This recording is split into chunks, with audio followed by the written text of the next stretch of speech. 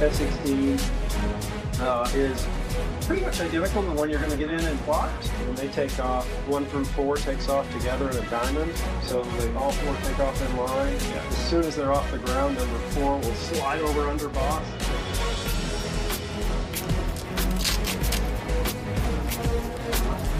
Alright, you can throw this on like a backpack. This will be your torso on this.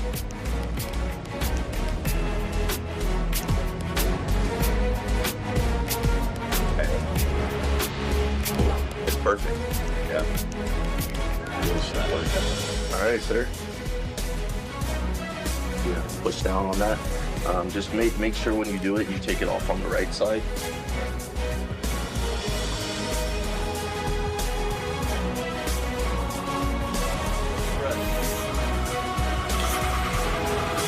Breathe normally. So then I went to North Carolina for about 6 years, so 2 assignments back to back here on the team, 3rd show season, and I will be passing off the torch in about 2 months. Here in your pocket, I think the left one is easier to get another than the right one. Yes. Oh yeah. Alright, stay here, show it. Just click right. Nice. So 1-1 ratio. So you'll be moving up there. Yeah. This is where he was talking about the smoke walls. Basically like that cool mountain. And then eventually you work your way up to show line.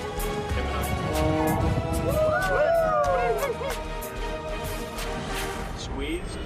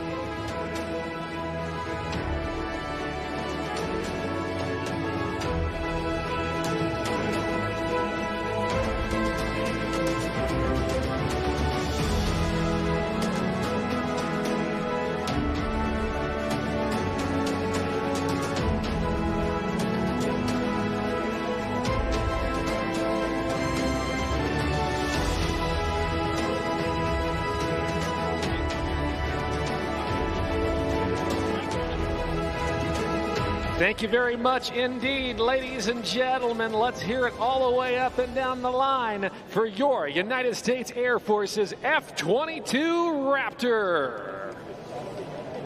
Oh, yeah. And let that extend to the narrator of today's demonstration, Master Sergeant Brady Pummel, and to the official Raptor DJ, Technical Sergeant Eric Tullman, bringing some serious thunder to Aviation Nation 2025. Captain Nick Laz Letourneau making his way back in. Be sure to give him a big wave as he taxis back into his parking area. As we again want to continue to say a very big thank you to many of our partners who have stepped up in a big way to make this weekend possible. We want to say thanks to our friends at the Nevada Energy Foundation and Lockheed Martin, to One Nevada Credit Union, Clark County, Caesars Entertainment and Resorts World, to BAC Systems, Amentum, to Western Mortgage, Armed Forces Bank, the Boeing Company, and First Command Financial Services, to John's Moles Meat, to Squadron Flight Shop Transition Careers, as well as the Thunderbird chapter of the Air and Space Association. A big shout out to the Formula One Las Vegas Grand Prix. They're located here today in the Inspire exhibit, located to the south end of the field. Also a big thank you to Victory Capital, on site ready to help you achieve your financial goals.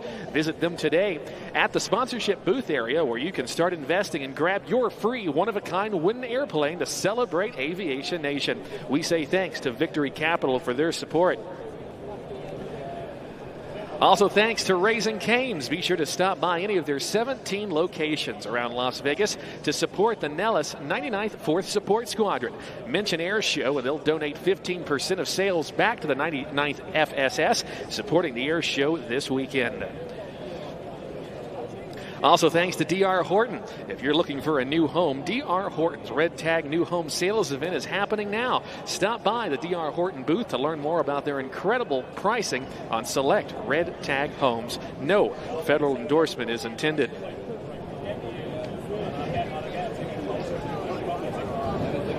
Well, as we get the F-5E Tiger II on the ground, flown by retired Brigadier General Tommy Williams, call sign limiter, our aerial action continues. Of course, it was the F-5 that saw a little bit of limited service during the Vietnam War, being flown by a variety of allied nations as well, and also served for many, many years as an aggressor, as part of the aggressor squadrons here at Nellis Air Force Base, and of course supporting the efforts of exercises such as Red Flag that provide that real-to-life combat environment. And they implemented the use of F-5Es throughout the years. The exercise of Red Flag, in fact, celebrating its 50th anniversary this year.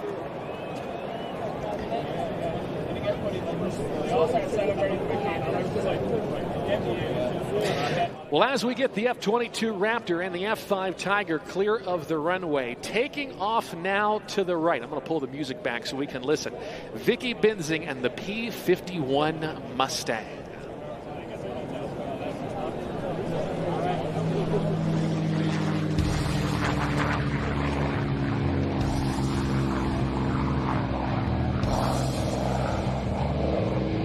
That's the sound of the Rolls-Royce V12 Merlin engine, built by the Packard Company here in America, considered one of the greatest sounds in aviation. It was also the power plant for the Supermarine Spitfire, this particular one, a Mark 14 powered by a Rolls-Royce Griffin engine. Let's listen.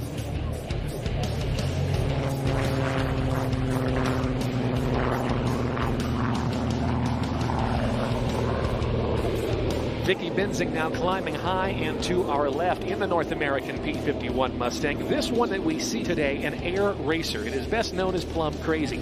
It was after World War II that many P-51s made their way onto the civilian market, and you could have bought one of these legendary World War II fighters, surplus from the military, for around $3,000 to maybe $4,000 a copy. Today they go anywhere from $3.5 to $5 million a copy, depending on their condition. But it was after World War II that this particular P-51 made its way to the civilian world, and in 1964 a guy named Al Paulson bought the aircraft for his buddy Clay Lacey. He went on to race it at the National Championship Air Races in Reno, and Al going on to become the founder of Gulfstream. Al had a project. He was starting a new airline with service to Hawaii, and he wanted some special purple paint to apply to his airliners.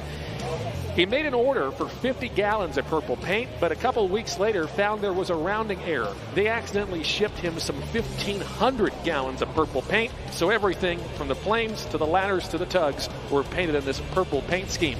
So famous was this color, it later inspired a guy named Fred Smith, who went on to found a small little shipping company that's now known as FedEx. This particular Mustang that we are about to see went on to participate in the inaugural National Championship air races, one of the most incredible air racers in the world today. We now look high and overhead as we welcome to our show, represented by California Aeronautical University, Miss Vicki Benzing and the P-51 Mustang Plum Crazy.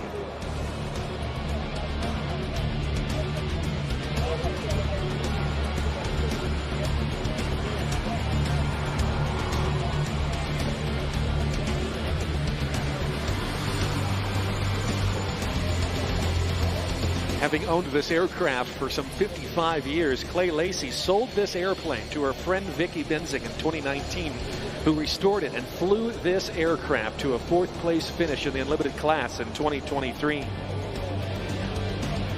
Completing this, the Cuban 8 maneuver, as Vicki inscribes the big figure 8 laying on its side. We listen to the sounds of that 1,600 horsepower Rolls-Royce Merlin engine. Born and raised in California, Vicki Benzing is an accomplished aviator, and with over 10,000 hours of total flying time, she's had a passion for everything that's airborne. She still remembers her first flight at a very young age, going on to fly in a friend's antique Taylorcraft airplane in her hometown of Watsonville on the California coast. She was thrilled by the spins, the loops, and the rolls that her ex-military instructor taught her, and later went on to take aerobatic instruction by the famed Amelia Reed.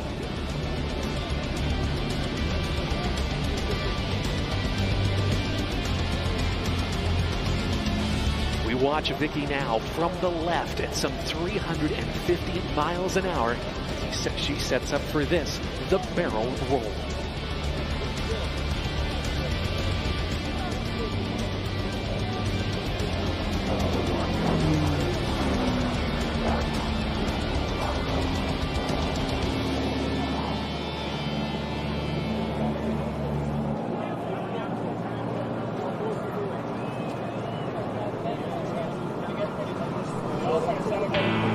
Starting and stopping her aircraft at the same airspeed, altitude, and the same heading. Let's put our hands together for Vicki Benzing and the barrel roll. The Mustang is an aircraft that helped end World War II, and after its formal introduction into service in 1944, it helped reduce Allied bomber casualties by over 75%. It earned it a nickname, that of Little Friend. Let's watch now as Vicki approaches from the right for this, the 4-point hesitation roll.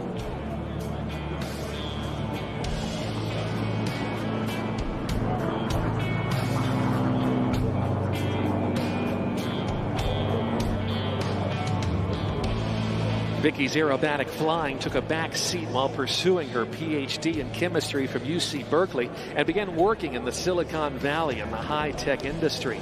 Her passion for aviation remained, especially after she took an aerobatic ride with air show legend Wayne Handley. She began competing in aerobatic competitions, working her way up the various levels, and began performing at local air shows. Today, she's in high demand around the country as one of the smoothest warbird flyers in the nation. Giving you a look now at what this aircraft would have looked like at the National Championship air races at the left turn, high speed, and less than about 100 feet above the deck. In her first year of air racing, Vicki Benzing was chosen as the Rookie of the Year, having won her first race ever. It was in 2015 that she became the fastest woman racer, setting a new record in the jet class in the L-39 Albatross at some 469 miles an hour. In September 2023, she flew this P-51 Plum Crazy to a 4th place finish in the coveted unlimited class. She is the second only woman to have raced in the unlimited class in the air race's 59-year history.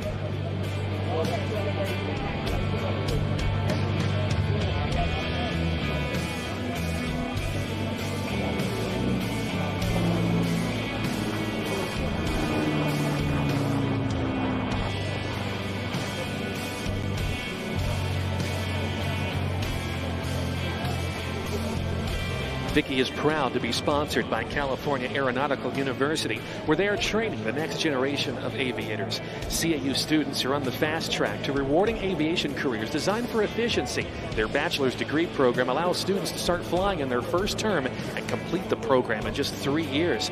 We invite you to visit California Aeronautical University here on site and also at their website at calaero.edu to learn more.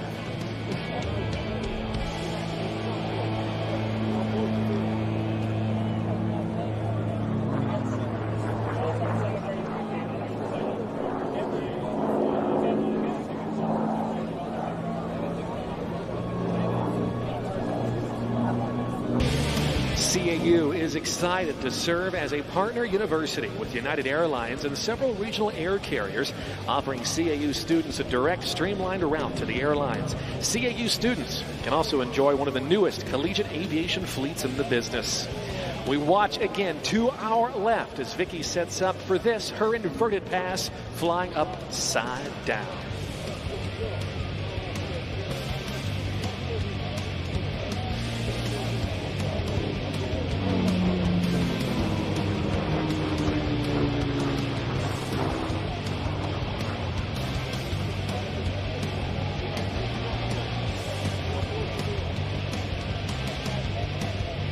Ladies and gentlemen of Aviation Nation 2025, how about a big round of applause for Vicky Benzing?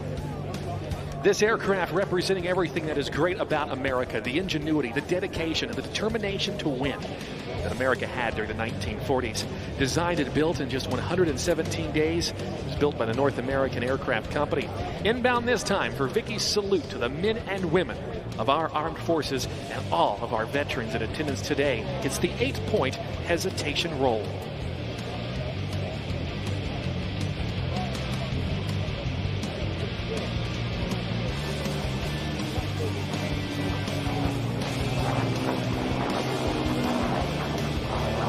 Saluting our veterans past and present, a very big round of applause for Vicky Benzing in the 8-point roll. She is going to set up for one more pass as part of today's performance, giving you a final look at this iconic purple P-51 air racer. She'll give you a great look right down into the cockpit as she now approaches behind and to our left. At some 370 miles an hour from the left in parade review, Miss Vicky Benzing and the North American P-51 Mustang Plum Crazy.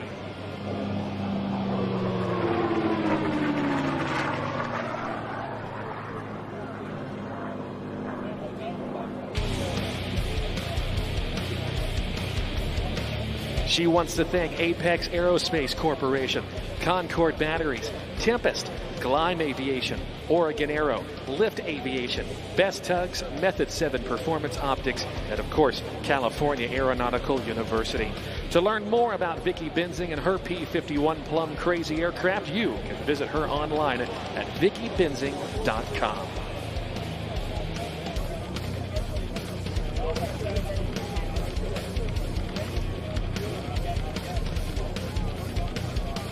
Ladies and gentlemen, making her recovery now. Please join me in one final round of applause for Vicky Benzing and her performance in the air racing P-51 Plum Crazy.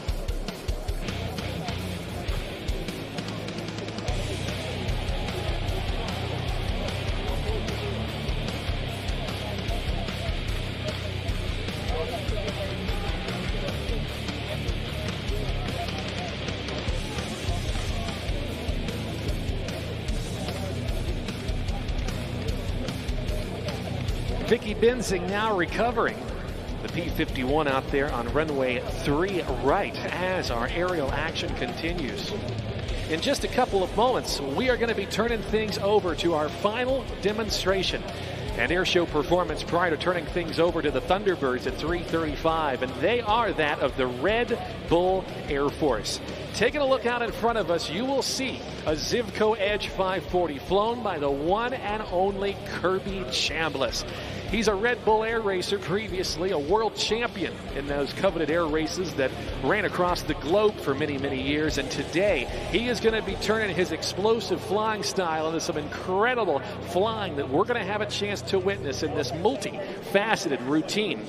Flown not only by Kirby Chambliss, but also that of Aaron Fitzgerald in the Bocow B0105 helicopter and our jumpers. We'll tell you more about that here in just a couple of moments. Right now, the team preparing for this display as the smoke comes on. Take a look as we kick off this demonstration in great style, showcasing to you that Red Bull gives you wings as Kirby Chambliss now takes off into what he calls the Cobra maneuver and hangs it on the prop to get this display going for us here today.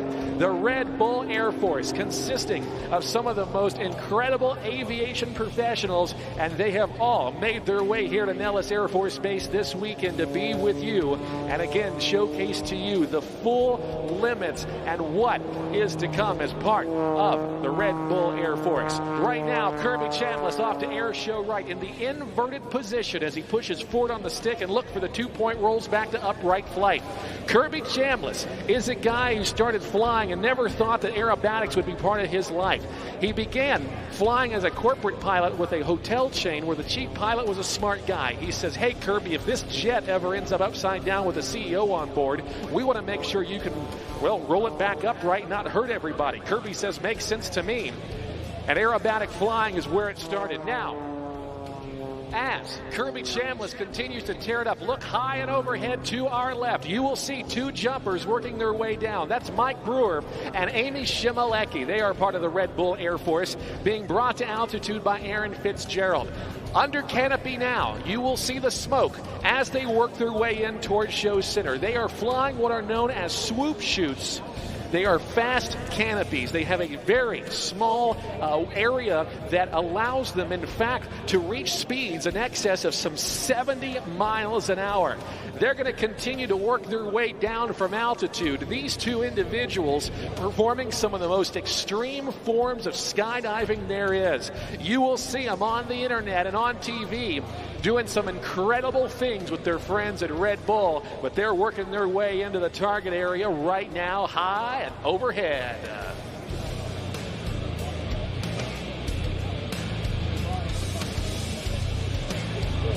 Inbound to the target area, faster than a speeding ticket at some 60 miles an hour. What do you think, Nellis Air Force Base? Let's put our hands together for the Red Bull Air Force, Mike Brewer and Amy Shimalecki. Now, high and overhead once again, we bring to you another jumper, that of Sean McCormick, as he has now departed the side part of that helicopter, working his way in free fall momentarily up to about 120 miles an hour. He is jumping that of a wingsuit. Take a look as Kirby Chambliss now works to circle him with his smoke. These wingsuits have a glide ratio of about 3 to 1, and it actually allows them to track across the ground. The speeds capable as part of these wingsuits are incredible, and we are seeing a great demonstration of that here today. You will see, if you look very closely, some panels. Sean is actually working to unzip those panels. Those are more or less his flight controls, allowing him not only to fly forward, but to roll and do some incredible things. We're going to continue to watch Sean McCormick now under his own canopy, maneuvering his way in towards show center. But ladies and gentlemen, judged by your round of applause, how do you like the Red Bull Air Force so far?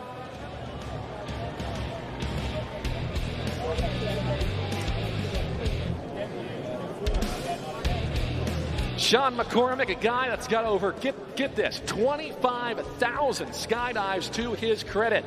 Many members of the Red Bull Air Force starring in many feature films, and we're going to continue to tear things up. At altitude, Sean McCormick can indeed hear you. Let's make some noise and bring it in right on target.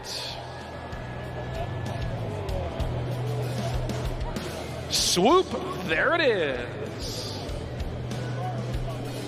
And a run-on landing. Let's put our hands together for Sean McCormick Now, I want you to direct your attention to the left as we bring back that of Kirby Chambliss in the Red Bull Zivco Edge. He is accompanied now by Aaron Fitzgerald in the BoCal helicopter. Aaron Fitzgerald, one of the few people in the world to do that. Yes, indeed, that is one of the few aerobatic performers who's qualified legally to perform aerobatics in a helicopter, and he is here with us today.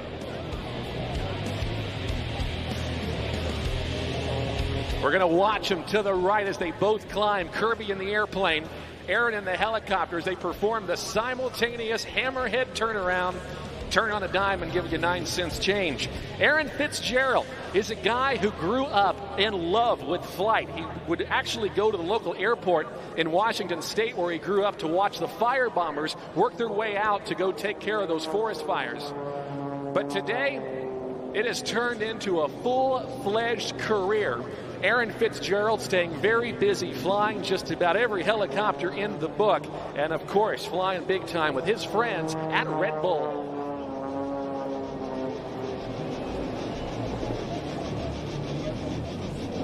This is a dissimilar formation indeed, as Aaron Fitzgerald performs a bit of a split, maybe a half Q&A maneuver, and Kirby continues to roll the aircraft inverted upside down. Now, this Bo 105 helicopter that we're seeing actually got its start back during the 1960s and still goes strong, particularly in Europe, as an aeromedical evacuation helicopter. What makes this helicopter a little special and allows it to perform maneuvers just like the ones we're seeing now is it has a solid titanium rotor blade system that keeps those blades from flexing, because if you took a normal helicopter and went out here, you'd probably, well, cut the tail off or something. But it is that solid titanium system that allows this Bo 105 to perform these maneuvers. Aaron Fitzgerald, one of only about 3 or 4 people anywhere on the globe authorized to perform these aerobatics in a helicopter.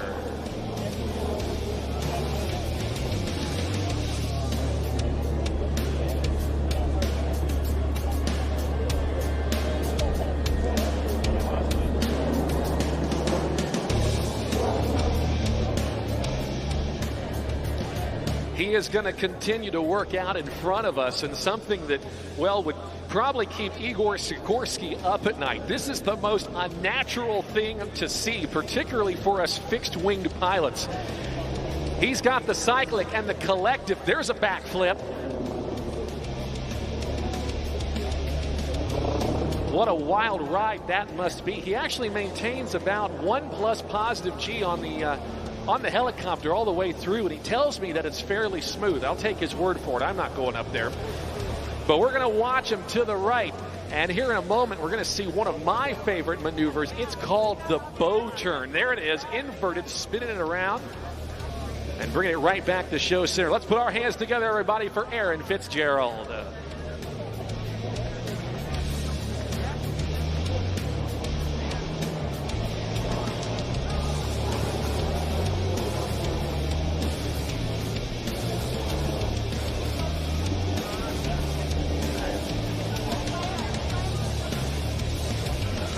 Oh boy.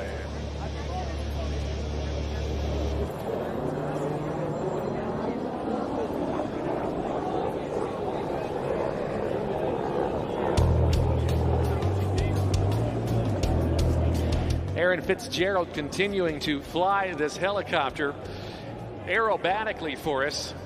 Yeah, here comes a bow turn forward all the way around. Watch him as he spins it, and there is the recovery. Who would have thought that was a good idea to do that in a helicopter? I don't know.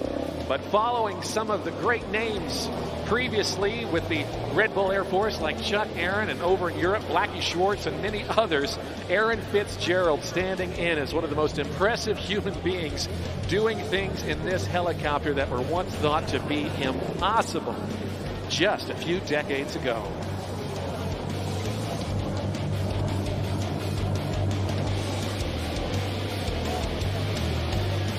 Aaron's a military veteran serving in the U.S. Army as a paratrooper previously with the 82nd Airborne. He was even awarded the Medal of Valor for rescuing 2 flight crew members from a burning helicopter. In addition to flying air shows and doing movie work, he flies Blackhawks in firefighting contracts. the Forest Service battling forest fires in the western part of the United States.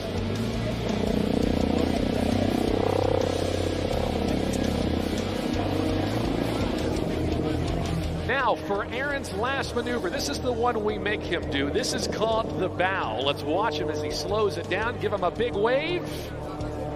And there's the bow to all of you joining us for today's show. Now, as we get Aaron Fitzgerald clear of the airspace, we're going to bring back into our aerobatic airspace Kirby Chambliss and the Red Bull Zivco Edge 540 as he sets up for some solo aerobatics to continue this most impressive routine. He's high and to the right. I want you to watch him now.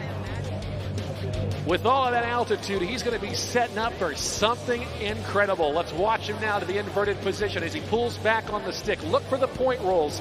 That's the mark of a competition aerobatic pilot. Where in competition acro, it's where the judges look for the perfect 45 and 90 degree lines, the perfect loops and rolls. Airshow flying's a little bit differently, but he's going to ring this airplane out, showcasing to you this, one of America's most prevalent and capable aerobatic superplanes.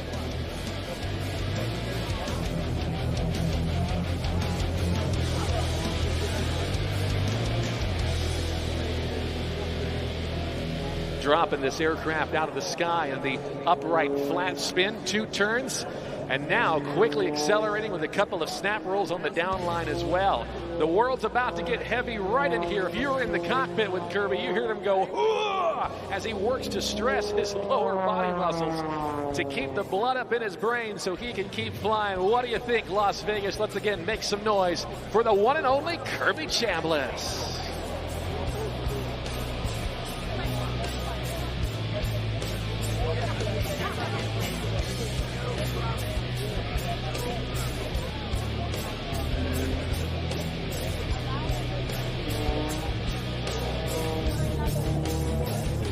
This is actually just one of several airplanes that Kirby's got.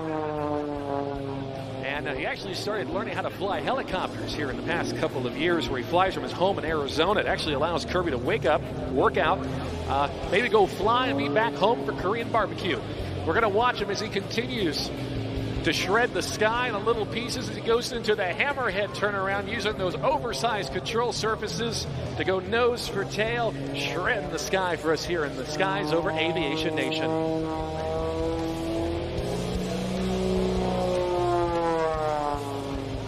With over 27,000 hours of flight time, Kirby has traveled the world performing aerobatic displays and racing with Red Bull, and is by far one of the most accomplished aerobatic pilots any place.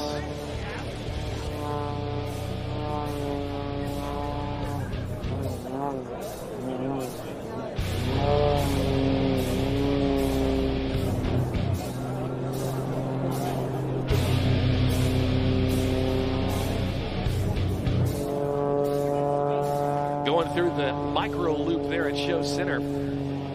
These Edge 540s only weigh in at about 1,200 pounds with all that horsepower and grab by his propeller and that AIO 540 engine. This is basically Kirby's dirt bike with wings, and it has a thrust-to-weight ratio of nearly 1-to-1. That airframe very much an extension of Kirby's personality.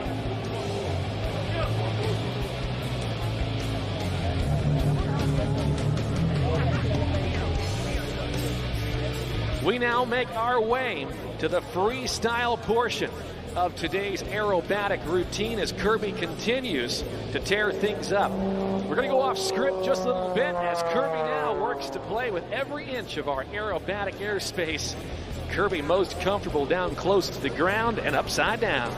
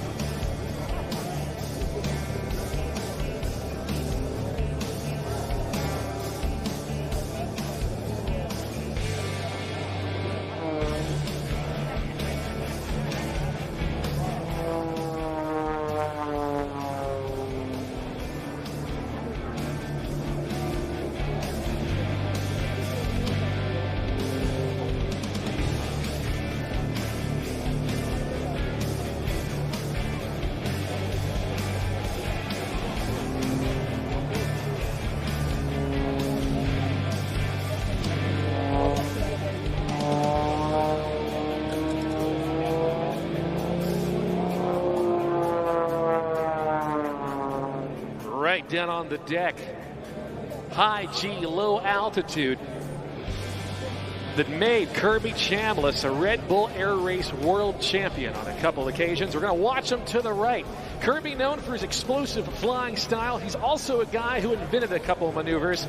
This one of his signatures, he likes to call the Cobra. 3, 2, 1, striking out of nowhere.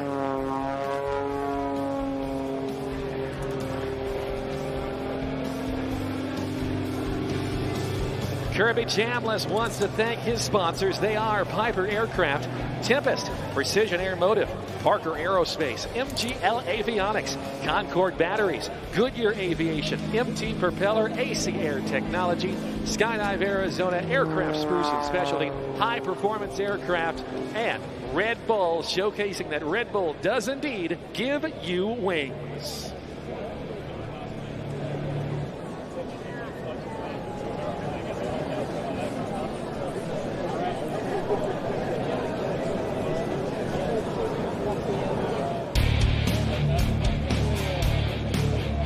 That completes his performance here today. Ladies and gentlemen, let's put our hands together for the Red Bull Air Force.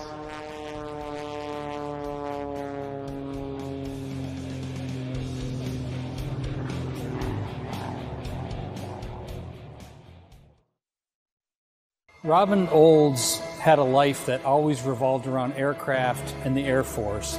As a young man, he attended West Point. He then became a fighter pilot and went over to Europe, initially flying P-38s and then later P-51s. And amazingly, at age 22, he took command of a fighter squadron. And due to his leadership, the 8th Tactical Fighter Wing became the top MiG-killing unit in the Air Force during the Southeast Asia War. He had the backing of his men. They loved him, and he led from the front. And if I had to describe Robin Olds in 2 words, it would very simply be courage and charisma. Welcome back into the broadcast position here at the Aviation Nation Air Show. Dan Hawkins alongside Caitlyn Jones-Martin. We are delighted now to be joined by the family of General Olds, an Air Force legend, Christina, and granddaughter Jenny. How are you guys today? We're wonderful. We're so happy to be here. Thank you so much for stopping by. And, you know, when we were looking, of course, everybody knows General Robin Olds. But, you know, when I was digging a little bit deeper, he was actually one of the first people to come up with an air demonstration team and an air show concept. So talk a little bit about what it's like being here at a modern day air show and what your dad and your grandfather would have thought about this. You know, you're right about his air show team. He flew the P-80s out of Riverside, out of March Air Force Base, right after World War II. And those guys formed the first aerobatic team, probably the precursor to the Thunderbirds when you think about it. And Jenny and I were thrilled to be here in 2007, right after my dad passed away, and they dedicated the 60th anniversary of the Air Force to him. So it's the first time we've both been back here at Nellis together, and so this weekend is an absolute treat for us. So talk about the impact of growing up around your dad, and obviously, you know, sometimes when you're a kid, right, you don't really understand the impact of your parents and what they might do for a living. But as you grew up and then, you know, started to learn more about how much of an impact your father had, can you maybe talk about that from your close perspective? Well, of course, as a child, I did not know what he did. I didn't know how important it was, what he did. I think my first introduction to kind of understanding it was when he was wing commander at the 81st Fighter Wing in England at Bentwaters. And every place my sister and I went with him, we got saluted. So we thought they were saluting us, but he was the commander of the base. But it wasn't until he got sent to Vietnam that it just hit me really hard, because that was the only time he was gone away from us for a whole year. So I was living with my mother and my sister in Washington, D.C., and, you know, the Vietnam War was just a horrific experience for everybody, and we didn't know from one day to the next what was going to happen. So we just absolutely are so proud of him, and every night, every full moon, every month, I would talk to that full moon, sending a message to my dad, knowing he was seeing the same full moon over in Vietnam. So I knew then, especially when Bolo happened in January 2nd, 1967, and it made news all over the country. And then it was just, everything was all about him. And as soon as he landed back from that, he went right into a meeting in the Oval Office with LBJ. So... Wow. Absolutely incredible. And I would be remiss if I didn't comment, having been stationed at Kunsan once upon a time, on the Wolf Pack jersey. Can you tell us a little bit about what that signifies? Right. So when he commanded the 8th TAC Fighter Wing in Ubon in Thailand during Vietnam, he named it the Wolf Pack. And he named it right before Operation Bolo in the pilot briefing in the morning when he said, "Go get 'em, Wolf Pack." And so it's still the Wolf Pack. It is. And in 1975, the wing moved from there up to Kunsan, South Korea, where they've been ever since. And that whole base is the Wolf Pack. So I have been lucky enough to visit there twice. The last time was in 2017. And that's when the wing commander gave me this jacket, which I love to pieces, because my dad was known as Wolf One. And so I wear this very proudly. Yep, and still today they call the commander of the Wolf Pack Wolf One, or the Wolf. Wolf. Jenny, if you can talk to just kind of like being in this family business, your mom kind of took over writing the memoirs for General Olds, and now you're starting to talk about the legacy as well. What's that like for you? I mean, it's a true honor. My grandpa was my hero. He was an extraordinary grandpa, and similarly, growing up, I had no idea. He was just my grandpa, and then we started going to air shows with him and started going to veterans events, and just seeing the entire room stand up and give him a standing ovation and starting to understand his impact. And after he passed, it's very special and very lucky that even though my grandfather is gone, he is always with me, and I will always meet someone who has a story about him. And it is just truly an honor to carry on that legacy and understanding the importance of the role in making sure that his impact continues. Yeah, Jenny and I have been doing air shows together as much as we can over the last many years, like the last 10 years. And more she is just enjoying the whole scene. Mm-hmm. And she has now been at, 3 or 4 of my speeches. And luckily, last year at Langley, in Virginia, she told me, she said, "You know what, Mom, I think I can take over from you someday." I said, "Yes, fantastic." And she'd be great at it. Well, we'd be remiss if we didn't at least ask. I mean, of course, your dad, known for the famous mustache. Now it's blossomed into Mustache Marsh. But it was an act of leadership as much as defiance. Yeah, absolutely. So he was influenced by Tommy Burns, who was the leader of the base right after World War II, where my dad went over to Tangmere. And Tommy Burns had a gorgeous handlebar mustache. And so it was right after Operation Bolo in January of 1967 that he decided to start growing this mustache. And he grew it, and he grew it, and he grew it. And I have recently found some wonderful photos of when it was maybe a month old, and then growing and growing. And, of course, he got yelled at by Washington. The generals telling him, "Shave that off. You're a bad influence." And, of course, my dad kept growing it. And so it became known as Robin Old's single-digit salute to Washington, D.C. And that mustache has its own Wikipedia page, Mustache March. And it's just a delight. A couple of years ago, Jenny and I went to Hill Air Force Base, and she judged her first Mustache March, and that was great. So fun. Absolutely. And it's something that continues, to this very day. When I was at Senior NCO Academy last year, we had a Mustache March competition. So, and that is directly influenced by General Olds. And so what an amazing legacy, and just a great homage to one of the heroes in aviation. I think one of the magical things about him, and I certainly learned this as his child, and Jenny learned it as his granddaughter, is he had the most fantastic sense of play. He wanted people to have fun and to play all the time. It's a lot of why he pushed the rules, pushed the envelope, and encouraged people to just play as hard as they could. And so that mustache was part of it. And he was really loved as a leader and as a fighter pilot, but more than anything because he was so personable. And he just loved being around his troops, and they loved him. Big smile. And he really cared about readiness and being ready for any fight, and his leadership exemplified all of that. Yeah. So we certainly appreciate you guys taking time today to join us and talk about your dad and your grandfather, but such a legacy, and we appreciate all that you guys have done as well. Well, it's our honor to be here. I just never get tired of this. I'm lucky to be able to speak at many Air Force bases around the world, and there's nothing gives me greater joy than talking to a room of young fighter pilots in their flight suits who have just either come in from the flight line or are about to go out to it. And it really keeps, they relate to his character, his personality. It's more of a renegade kind of leader that is easier to follow than a bureaucratic, rule giver. So. Absolutely. His leadership, his legacy, absolutely timeless. A true hero. Thank you both for being here with us today. I know you have to get over and help the Thunderbirds launch, and that show is coming up next, and we are just moments away from watching the U.S. Air Force Thunderbirds take to the skies. America's ambassadors in blue, they've been flying since 1953, I think.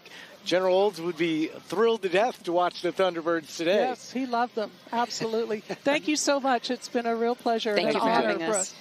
So that was the family of General Robin Olds. That was a lot of fun. I mean, down memory lane, and the impact of General Olds can't be overstated. No, I mean, in this day where we're talking about lethality and readiness, here at the home of the fighter pilot at Nellis Air Force Base, I mean, it's just everything that General Robin Olds stood for, and the legacy that he's leaving, and, Jenny and Christina carrying that legacy forward into a new generation of airmen is absolutely incredible, too. So what an honor, what a thrill to have them here with us today. And it really is interesting if you think about, we're here at an air show, and General Olds was kind of like the precursor, like started figuring out how to do demo teams and what that's evolved into today. So yeah, it was actually really fascinating. You learn something new every day, even if you've been in the Air Force for a minute. Researching General Olds and finding that he wasn't necessarily, like Christina said, a rule follower all the time. So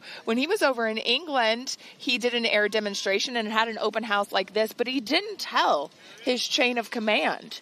So once they found out, they were not too happy that he was just out there doing acrobats and sharing it with the people of the UK. And I just loved that he cared so much about showcasing our United States Air Force that I'll just do it. What are they going to do? Right? Oh man, yeah. Hey, I'll just do it and we'll see what happens. Yeah. And it's just a blast to be here with you today. Like I said, we're just moments away from seeing the U.S. Air Force Thunderbirds here at Aviation Nation 2025, streaming live on the Nellis Air Force Base Facebook page. We're on airforce.com, airforce.com, everything you need to know, really, about the Air Force and how to join this incredible team. So let's learn a little bit more about the United States Air Force Aerial Demonstration Squadron, the Thunderbirds.